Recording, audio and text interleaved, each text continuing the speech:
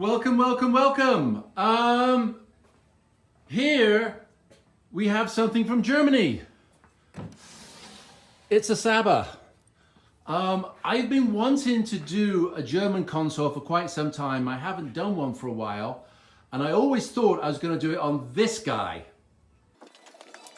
Yes, this is numero uno. We play it all the time. I hope that music's cleared because I'm going to have to mute this otherwise.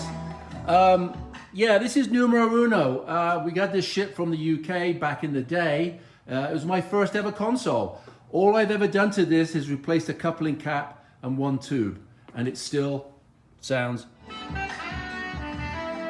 amazing. It's got a working Garage RC121, I think it is. So you've got the manual. But yeah, I always thought I was going to do a video on this guy because it's way overdue for a recap. They're Grundig speakers. But yeah, so let's go back to that guy. So yeah, this is a SABA from the Black Forest of West Germany. In my opinion, SABAs are the Fischers of German consoles. As you can see, they're all very, very, very similar. As I go around the back here, they've all got this horizontal chassis that comes out from the rear, same as a Grundig to Telefunkens. I used to do a lot of these back in the day, but that was in the UK when I first got started. Not so much anymore, but this is a service for a local lady. And let's go to the turntable, which does not work. That's a dual, I believe. Yeah, it looks like a bit of a PE design as well. I'm going to slide this over right now, and I'm going to do a real quick cut and power this up. Let's turn the volume down. Yeah, this thing powered up with the owner, so I didn't have to do anything else to it regarding testing. I mean, we've got to recap it and all that good stuff. But what's amazing about this guy and the SABAs is this automatic tuning. I had one of these many years ago, and it did not work because the servo motor in there was blown. But let's see if I can get this one to work. I think you press this. Oh, hang on. Yeah, see that? Automatic tuning, and then this way goes that way, and that goes the other way. And then I believe you stop it when you're on the station that you want. It's not driving the dial cords, so the, what do you call it? The dial indicators are not moving, but how cool is that if I can get it to work? So I'll go around the back here, and yeah, there's that servo motor. It drives this big unit here, which is the tuning unit, and the dial cords over there. Anyway, that's not working correctly, so we're going to take this out and we're going to give it a good once over, and hopefully I can get this guy working. There you go. I'll turn that off because YouTube will kill me. But yeah, like I said, it's a SABA. They're pretty awesome, highly respected, highly collectible. Go back to that turntable again. This guy is not working, but we're going to see if we can retrofit that cartridge and get something more modern in there so it works, because the lady really wants the record player to work. Anyway, I'll place that there. So, as I said, we got ourselves a SABA, and we're going to restore it. Okay, first things first is we're going to take this chassis out. Like I said before, the German stuff is pretty much always horizontal. The nice thing about the SABA though is they do these connections right here. So that's the speaker connection, unplug, great. Power, unplug. And here it's on a rail. Unscrew this, and then this whole thing should slide out real nice. Unlike some of the other stuff where everything's hard soldered and these screws are from up in the inside to get inside the cabinet, if you know what I mean. So yeah, I'm going to undo these and do these, and I'll take it out and we'll stick it on the bench. Okay, well that was the easiest German chassis I've ever got out. Once we undid these two retaining screws bolts, it just slid right out. Very, very, very, very nice. This was a surprise. This kind of fella was kind of tucked in there, and when took out, you can see that nice big burn mark on there. So somebody tucked it in. I'm not too sure where it was touching, but yeah, that's the kind of stuff that burns your house down. Anyway, made some discoveries with this guy. As you can see, lots going on, lots of dial cords, bit of quality because these are metal or wire. Little things like that kind of give it a bit of quality. I did find out that there was a servo motor on the volume control. Oh no, that's the, so you can dial in the, what is it, the medium waves thing? It's kind of cool. Is it medium wave? Not sure. Short wave? Anyway, I think it's short wave. So there's a volume. It's got a servo motor. And what I discovered was that there is a connector for remote control. So you could remotely control more than likely the tuning, because that's got a servo motor, and your volume. So how cool was that? Never seen one in operation. Never even seen the remote control. We do have the schematic. It's all in German, but the schematic part does have little English notations as well, so that's handy. Selenium rectifier. Probably going to lose that and put a silicone one on there. Be really careful when you mess with those things, especially after you've had it powered up. You will get a belt or a jolt. So we'll touch on that subject. Another discovery is why it wasn't tuning in with the motorized tuning, or the dial indicators were not moving as well. And I'm going to flip this up right now. Like that. And what I found is, let me give it a bit of angle. So this is the clutch mechanism from the tuning to the motor right there. And what has happened was also, this is the clutch, and this is that moves. Let me just get to the buttons right here. That right there. That moves between the clutch between bands. You know, FM, shortwave, long wave, what have you. And as you can see right there, if you can see it, that's cracked. That's pot metal.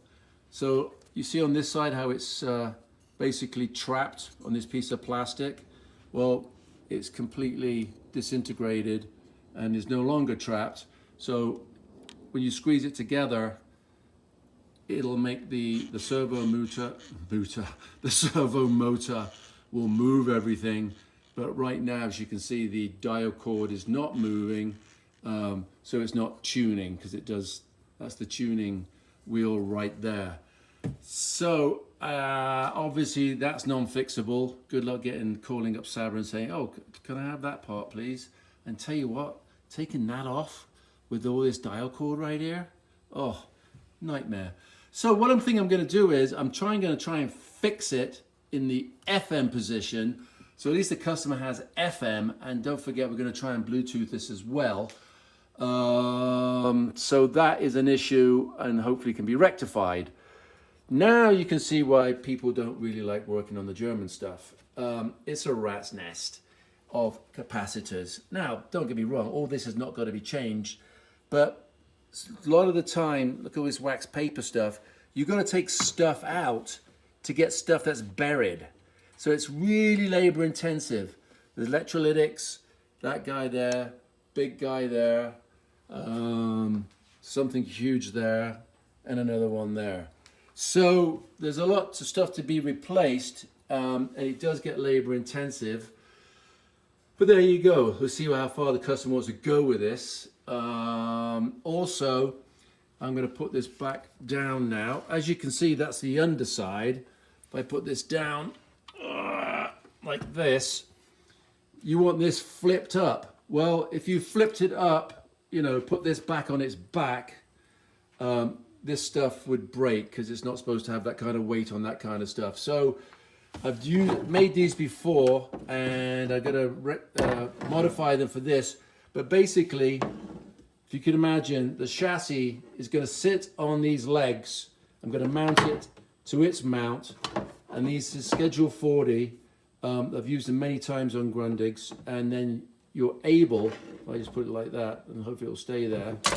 Obviously not, because it's round, but if you can imagine now that's supported and you can work nicely on the underneath rather than, you know, all sideways the way you just looked at it. Anyway, I'll show you that when done. But yeah, big project, and I better get started.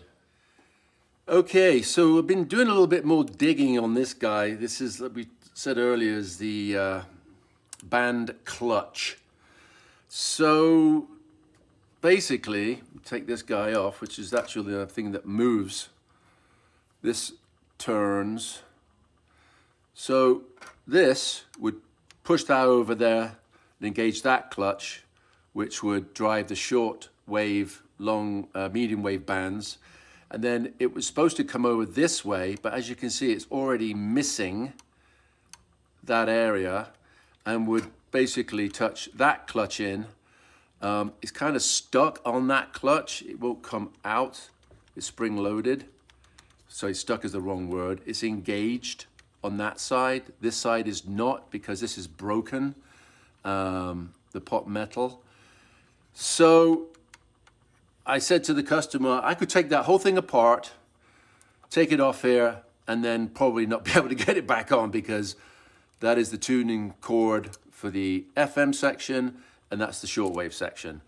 I said what I can do though is probably get this permanently engaged, and at least get the, so if I can show you, see how it moves slightly, permanently engage it and get the FM section, which is marked UK. So I'm guessing UK was the first to have FM in Europe. That's a wild guess. Anyway, excuse me. So for some reason, this has moved over because this is broken, so this would not permanently engage it. So there you go. I'm going to fix this permanently as per the customer's request, because she doesn't want to spend any money. Quite rightly, it'd be very expensive to take all this apart and then maybe not even break it because of these cords right here, these strings. God knows how they did it in the factory. But like I said, German stuff is hard to work on, and this is proof that it still is. This is very well made. SABA's done a great job. You can just tell little things, just very, very well made. But yeah, something shifted. This will not permanently, if I can get it back on, that way it was supposed to be, I guess. Yeah, as you can see, not sure what has. This whole thing might have come this way when that broke, but that is supposed to ride along there and keep it engaged, and it won't, because that's busted. Anyway, I'm not sure I'm going to fix this. You could do a little grub screw through there, but that is pot metal, otherwise known as die cast. And if you've ever tried screwing anything die cast, it just shatters. So it's probably going to be JB weld, as per the customer's request. At least you'll have motorized FM, which would be very nice. All right. Okay, so I heard the collective groan when I said JB weld.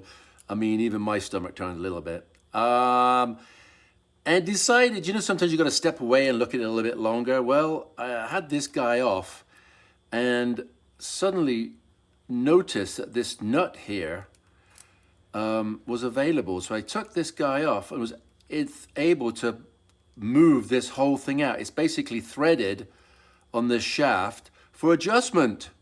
So somehow it wound its way back in. I wound it back out, and now it makes contact. And we're good. Obviously this side not. If I go over here, wrong button, there, the clutch is broke, as you can see. That's all disintegrated. But there, engaged. So no JB weld, no screwing, obviously no short band, no shortwave I mean, because that is all disintegrated. But we have FM, or back then known as UK. So happy about that, put some new sealer, thread sealer on there so it doesn't move again. So really happy about that. And now I've got to get this thing mounted to start work. Okay. So the rack mount, which I was talking about earlier, got that sorted out, as you can see, using the existing mounting chassis bolts right there. But yeah, so now we can get to everything very nicely, and we weren't sideways that you viewed before. So as I said before, bunch of caps to replace, a lot of stuff in here. If there's anything problematic, I'll show you. Otherwise, it's just the normal recap stuff. That's working. And we're just going to start getting rid of a bunch of stuff. And that's a rectifier. We'll definitely dig into that guy. Go replace that one with a silicone. The Dual 1004. That's what the model number is. Never seen one, never worked on one. So I'll be as amazed as you as to how this thing works, and even if we can get it working. Nothing's going on right now. It's this is stiff. Everything's kind of tight. This rubber mat that was rubber is literally a pancake, hard pancake. I'd probably break it when I take it off, so we've got to figure out some new platter mat for that, because otherwise every single record will just slide. It's rock hard. Anyway, so that's exciting. All right, so and that's exciting. First time I've done one of these. So anyway, here we go. Okay, so I flipped this over. Let's have a look. Things are kind of tight, and what I did was, before powering up, is trying to move the motor armature. It's very, very stiff, tight. So before powering it up, hopefully that's not been burned out, but I don't think so, because it actually does move. So we're going to take off the bearing cap, armature cap, whatever you want to call it. Anyway, and it probably needs a really good clean and re-lube, and hopefully get that motor working so we can actually test out the functions.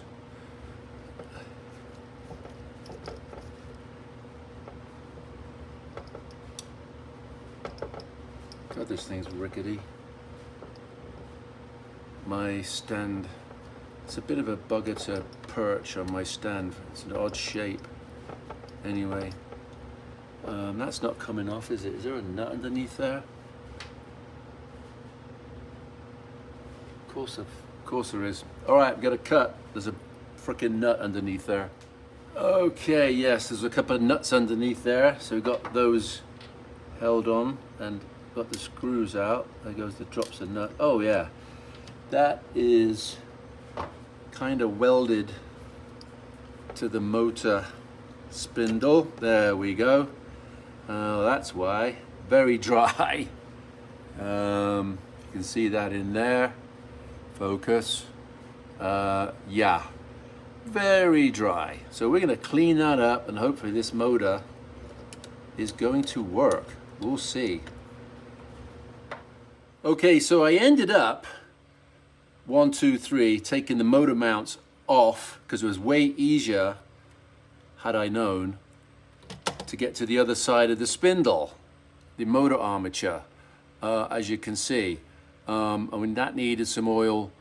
It's very hard to see, but in there, I'll show you on the other one, but that is a lot, oop, Jesus Christ, that was a lot nicer now. So basically, cleaned it out, and then they put oil in the felt right in there, and that grooves at both sides. So that was easier, and I'll be able to clamp the motor back to the armature, the armature back to the coils itself on the motor windings, and then re-bolt it down. So that was the way to go. This is new to me, so it's an exploration. Okay, so with the motor freed up and oiled, I'm going to give this thing a whirl. It is stuck on 78 because the mechanism speed change is seized up, but that will get serviced when I dig into it more. But I got a funny feeling this thing senses records in a very strange way, but a cool way. So here we go. Okay.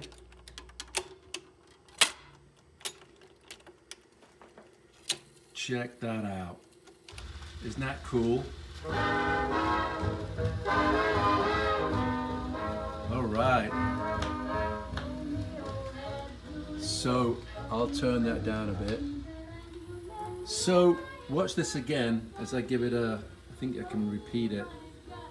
I'll just hit start. Anyway, watch this. See that little wheel? And down it goes. How freaking cool is that? So that's an indexing wheel. Turn it all down. So basically it scoots across the record and senses it. Let's do it again. Out it comes. Boom. Wow. So freaking cool. So that there, I know those double circles there is for stereo. I'm not sure what the N does, but if you put it at N, the indexing wheel won't come out. So I think it's just for 45s. Here, I'll show you. I'm doing this two-handed fisted. So get this over here, go to N, hit start. The indexing wheel doesn't come out, just goes straight over there. I think that's for 45s. Anyway, maybe one of you guys will know and tell me. Yeah, really cool player. It needs more work, but I just thought I'd show that indexing wheel, how it finds the record. All right, more to come. Oh, do you remember at the beginning of the video when I said I was going to retrofit a modern cartridge into that? Yeah, good luck. As you can see, with that indexing wheel, it's all very intricate. I would never be able to get a fan steel in there, and leads and, you know, wires and all that stuff. So that's the original cartridge. I did swap it out for that little demo. This is brown bread, i.e. dead. But lo and behold, I did have, amongst all that stuff there, a CDS3 NOS. So that was the old one, put the new one in, and you just heard it is working fine. But yeah, I just thought I'd share with you what it looks like in there. And there was me thinking I was gonna retro and upgrade it. Nope, not gonna happen. See if I can put that in there. There we go. So, NOS, old school, good stuff. Okay, so we got it flipped upside down to check it out for cleaning and greasing, but you know what? It's so freaking clean. We'll clean this bit here, put some grease on, but it is really clean. And do you remember that speed stuck? Well, I'm glad I didn't force it, because when you get it underneath, you can actually see there's indentations, and that's how it moves. You have to push it down and move it over. It was a little stiff, so I'm going to clean and put some fresh grease and oil on it. But anyway, you have to push, if you imagine you're on top side, push down and move up to the next indentation. That's why we don't force stuff. Another thing I did notice is that it wouldn't reject after the last record. It's supposed to reject and shut off. Well, how it does that is it knows the last record. I know it's upside down, but this would go all the way like that. When the last record, this arm would literally fall and let the turntable know that last record, and let's reject and turn off. Well, see how this spins all over? There's this a locator that goes down in here, snapped off. Somebody forced it and snapped it off, which means this is lighter, so it won't fall all the way down. As you see right there, that would tell it last record off, but it's doing this because it's missing weight from that locator pin in there. I'm not sure how I'm going to do that. I'm gonna have to take this off and maybe get one made, because it's a screw fit. Might have to go to somebody with a lathe and have one made, you know what I'm saying? Anyway, I'm very happy with this turned out. It's super clean. Got to fix some things, but I'm not tearing it down by any means, so there's nothing to show you. A little bit of cleaning, replace that cap.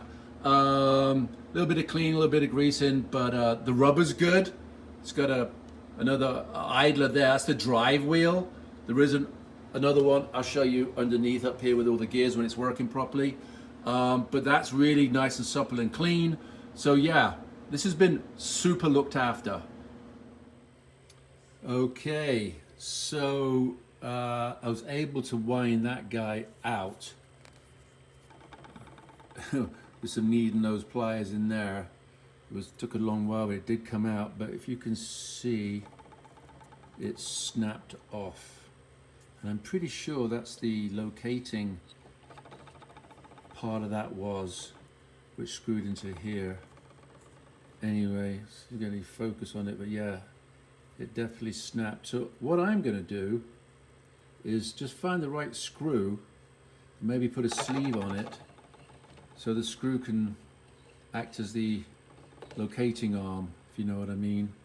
So it shouldn't be too difficult. I don't think that was enough weight though, not sure why. Maybe the spring was on the wrong side when this broke, and that's why it wouldn't sit all the way down, if you know what I mean. Anyway, success so far. Okay, so we got it all back together, and that is a stainless steel screw. As you can see, goes up quite nicely over and down.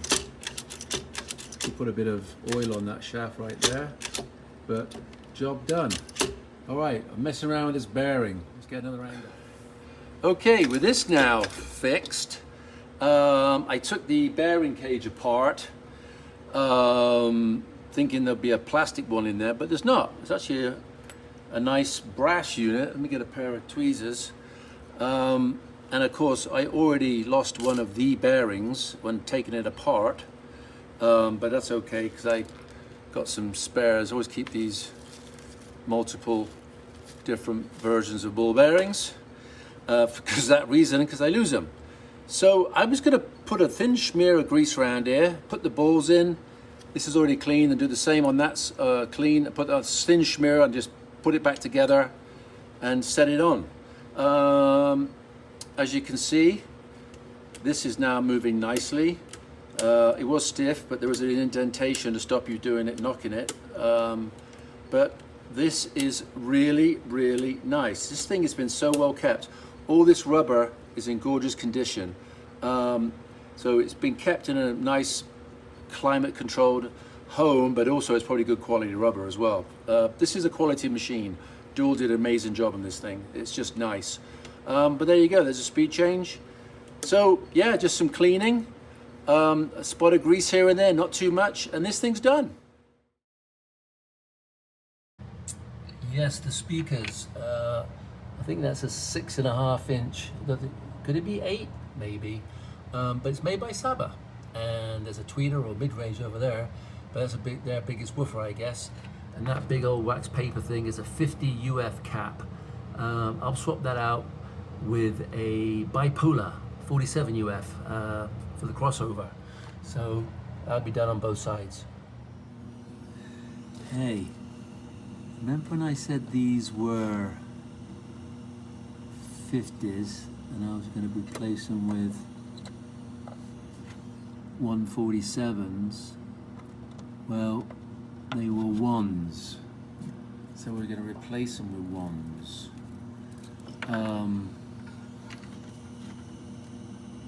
I'm using my Weller butane thing, probably too hot right now, but it's good for tight quarters like this when you're doing this kind of stuff. That's still hot.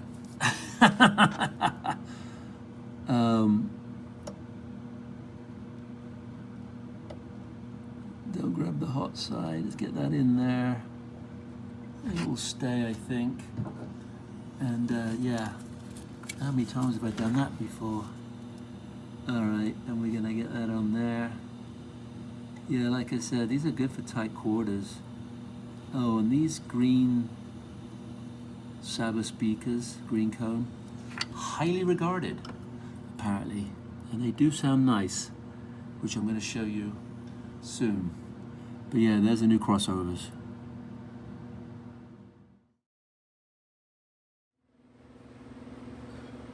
Okay, so a lot of recapping and a lot of heartache. Very tricky to do. Like I said, stuff buried. I'm waiting for these 33s to turn up. I just ordered those. That's kind of the last of it for this. I couldn't really, because I was bent right over the thing, it was kind of hard to do any videoing, but the big, so power can right here, it's a double 50-50. This was a bit of a bear to replace. It definitely needed to be replaced because it's just an old electrolytic. So you can see right there, that's where it is. I'll flip to the other side to show you. But I couldn't really film what I was doing to get this off because I was bent over, double over it. But you see those holes on the side there? Let me put this down. There. I'll cut to a picture, but I drilled some holes and so I could tap this around with a punch to get it off. But I'll show you, it was really buried. I couldn't get anything on the side of the nut, the plastic nut. So that's what I did to get that off.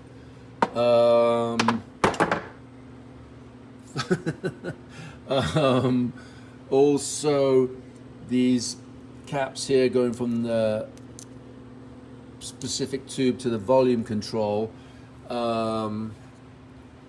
they're shielded the way they're designed. So there's 1, 2 connections right there, and then that connection to the tube itself. But one of these was going to ground from the volume control. It was going to ground, so it's basically shielded. I did find out that should I get any hum or whatever, I can wrap copper around it and put the copper to ground to the chassis. But so far it sounds okay. But that was the idiosyncrasies of this thing. I'm going to cut now and flip to the other side. Okay, so we got it flipped over. So there's our replacement cap. I'm going to put some epoxy in there to seal it from the chassis, even though I tripled what do you call it, shrink tubed on the other side. I did a bit of grinding out of the hole, but I'm going to put some epoxy there so it's separated from the chassis. That's the best I could do on that. The tuning is working of a fashion because of that broken clutch. We talked about that. The one weird thing about this is the volume control. It's clutch. You can feel the motorized clutch still engaged, so it's kind of hard to turn. It works perfectly, but you can feel it rubbing on the clutch in there. And like I said, this is set up for remote control. It's kind of hard to see, but deep down in there's a clutch for it to be motorized with that control. It doesn't have one, so I'm wondering, would there a shorting plug if you didn't have the remote control? Anyway, it's just a little stiff because the clutch is engaged from the motor, but it works, it sounds fine. Okay, a bit of a tough one. This is where we're at. Hey, I thought while this was flipped over, I'd show you this automatic tuning thing, which I have no idea if I'm doing it correctly. But basically, turn it on here, lights up, and then this guy, you can see it moving, and the dial indicator's moving, but it doesn't really tune in until you let it go. And then we go back this way, and I'll stop it at what I know is a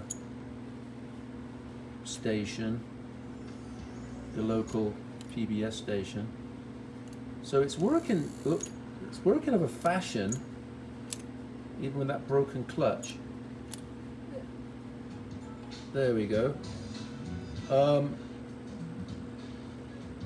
This thing is really only good with remote control when you're 12 feet away. That's what I read, that you'd be 12 foot away wired to it. The customer's really not interested in the radio portion, even though I've been goofing around with it because I want it to work properly. But that is basically the automatic control. It works, sounds good, but yeah, you can just tune it in manually, I guess, if you turn it off now. Hang on, right there. And then there's no motor drag. You just tune it in manually, give it a bit of volume. I know I'm waffling here. There it is. Anyway, that's a SABA automatic control, the best to my knowledge how it works. I'm sure somebody knows way better than me, but with that broken clutch, I'm actually very happy that it's kind of semi-working. But yeah, it's all about the Bluetooth and the record player for the customer. So there you go. It's a novelty that kind of works. All right, more to come. Okay, the Selenium Rectifier. We're going to replace this because when they go, they make a lot of smoke and a stinky smell. Even though when these first come out, they were rated at 60,000 hours, if you could believe that. Anyway, we're going to replace this guy with this guy. This is a silicone bridge rectifier, way overkill. It's rated for 1,000 volts, but this guy is rated at 250. But I had this one in stock. It's brand new, so why not? No harm done. I think it was just a little bit more money than a comparable, lesser rated version. I got it hooked up right now for AC, alternating current, and we'll see what it is giving us. Let's bring us over here.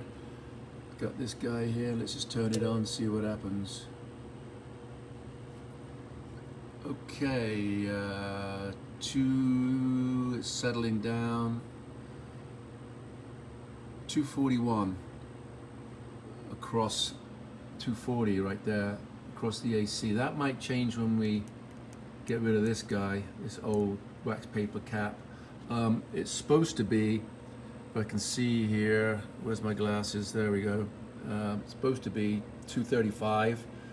So we're not far off at all, but like I said, it might change a little bit when that is done. Okay, so temporarily put the new cap there. No change on voltage. I'm not hooked up right now.